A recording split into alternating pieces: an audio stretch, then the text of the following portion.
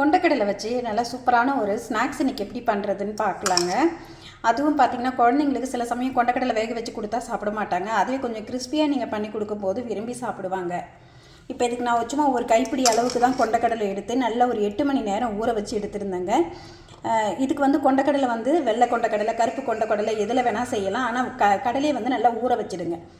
ஊற வச்சு தண்ணியை வடிகட்டி எடுத்து வச்சுருக்கேன். இப்போ இந்த கடலையை வந்து ஒரு பாதி வேக்காடு குக்கரில் வச்சு நீங்கள் ஒரு 2 விசில் வச்சு எடுத்துக்கலாம். அல்லது தண்ணி வச்சு வேக வைக்கிறதா இருந்தாலும் ஒரு பாதி வேக்காடு வெந்தால் போதும். அந்த மாதிரி வேக வச்சு எடுத்துக்கலாம். இதை இப்போ பார்த்திங்கன்னா இது ஒரு பாதி அளவுக்கு வெந்திருக்கு பாருங்கள்.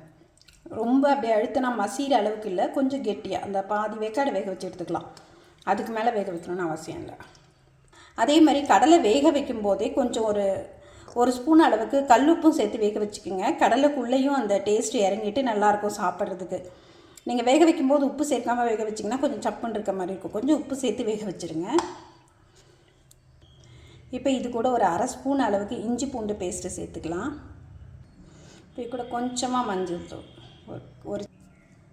ஒரு ஸ்பூன் அளவுக்கு தனி மிளகாய் தூள் சேர்த்துருக்கேன். இதே நீங்கள் காஷ்மீரி மிளகாய் தூள் இருந்தால் அது கூட ஏற்கனவே கடலை வேக வைக்கும் போதே நான் கொஞ்சம் உப்பு சேர்த்துருக்கேன். அதனால் இப்போ வந்து இந்த மசாலாவுக்கு தேவையான அளவுக்கு மட்டும் உப்பு சேர்த்து இது கூட ஒரு 2 ஸ்பூன் அளவுக்கு அரிசி மாவு சேர்த்துக்கலாம். இப்போ இது கூட வந்து 2லேருந்து ஒரு 4 ஸ்பூன் அளவுக்கு கடலை மாவு எந்த அளவுக்கு தேவைப்படுதோ அதுக்கு ஏற்ற மாதிரி சேர்த்துக்கலாம். நான் ஃபஸ்ட்டு ஒரு 3 ஸ்பூன் அளவுக்கு சேர்த்துருக்கேன். தேவைப்பட்டால் கொஞ்சம் சேர்த்துக்கலாம். கடைசி இது கூட கரம் மசாலா ஒரு 1/4 ஸ்பூன் அளவுக்கு சேர்த்துக்குங்க. சேர்த்துட்டு இப்போ இதை நல்லா கலந்து விட்டுக்கலாம்.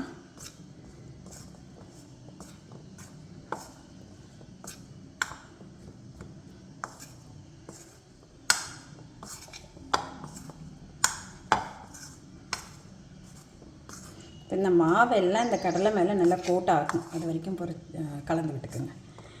இதையே வந்து நம்ம கடலையை மசிச்சுட்டு இந்த மாதிரி செய்தாலும் நல்லாயிருக்கும். உங்களுக்கு எப்படி தேவையோ நீங்கள் அதுக்கேற்ற மாதிரி செஞ்சுக்கலாம். இது வந்து பொரிஞ்சு வரும்போது பார்த்திங்கன்னா நல்லா பாப்கார்ன் மாதிரி கிறிஸ்பியாக இருக்கும். இது சாப்பிட்றதுக்கு குழந்தைங்கள்லாம் விரும்பி சாப்பிடுவாங்க. குழந்தைங்க பாப்கார்ன் கேட்கும்போது நீங்கள் இந்த மாதிரி கடலை வச்சு இந்த மாதிரி செய்து கொடுங்க. இதுவும் நல்லா கிறிஸ்பியாக இருக்கும். சாப்பிட்றதுக்கும் நம்ம இஞ்சி பூண்டு கரம் மசாலாலாம் சேர்த்துக்கிறதுனால ஒரு மசாலா டேஸ்ட்டில் இருக்கிறதுனால குழந்தைங்க விரும்பி சாப்பிடுவாங்க. இப்போ பார்த்திங்கன்னா இந்த கடலை மேலே எல்லா மசாலாவும் நல்லா ஒட்டி பிடிச்சிருக்கு. அப்படி உங்களுக்கு பத்தலைன்னா கொஞ்சமாக கடலை மாவும் கொஞ்சம் ஒரு அரை ஸ்பூன் அளவுக்கு அரிசி மாவும் சேர்த்து நீங்கள் கலந்துக்கலாம். இப்போ நம்ம இதை பொரிச்சு எடுத்துடலாம். எண்ணெயில் பொரிச்சு எடுத்து கொடுக்க போகிறேன். உங்களுக்கு எண்ணெயில் பொரிக்க விருப்பம் இல்லைன்னா நீங்கள் இதை ஏர் ஃப்ரையரில் வச்சு கூட ஃப்ரை பண்ணி கொடுக்கலாம் குழந்தைங்களுக்கு. இப்போ எண்ணெய் கொஞ்சம் சூடாகிடுச்சு. இதில் நம்ம போட்டு பொரிச்சு பார்க்கலாம்.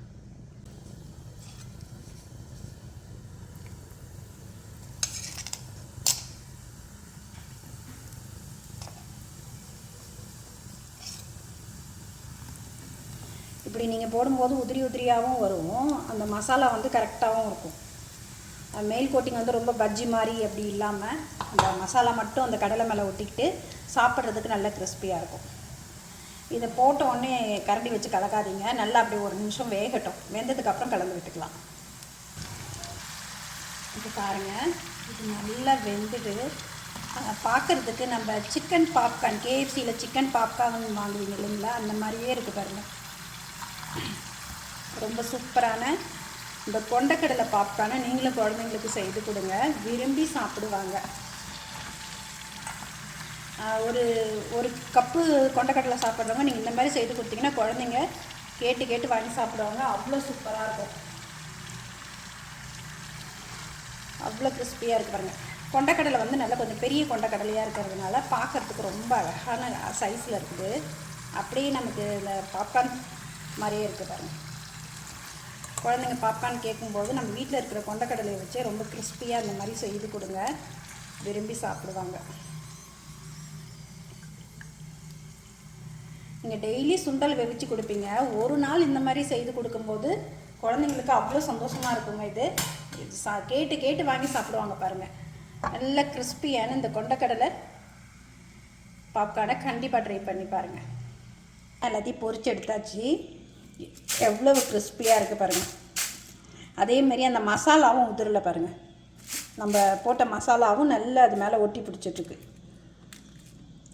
கொண்டைக்கடலை சூடாக இருந்தால் நீங்கள் அப்படியே மாவு போட்டு கலந்துக்கலாம். கொஞ்சம் கொண்டைக்கடலை ஆறின மாதிரி இருந்ததுன்னா லைட்டாக தண்ணி தெளிச்சிட்டு நீங்கள் மாவு போட்டிங்கன்னா நல்லா ஒட்டி பிடிச்சிக்கும்.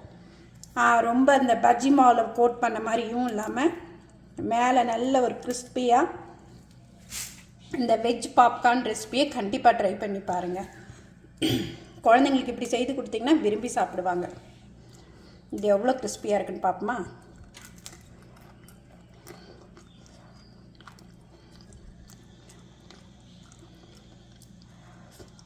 அவ்வளோ சூப்பர்.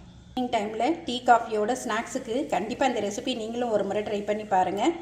இந்த வீடியோ உங்களுக்கு பிடித்திருந்தால் லைக் பண்ணுங்கள், ஷேர் பண்ணுங்கள், சப்ஸ்கிரைப் பண்ணுங்கள். உங்கள் ஃப்ரெண்ட்ஸ் ரிலேட்டிவ்ஸோடு இந்த வீடியோவை ஷேர் பண்ணிக்கோங்க. நன்றி, வணக்கம்.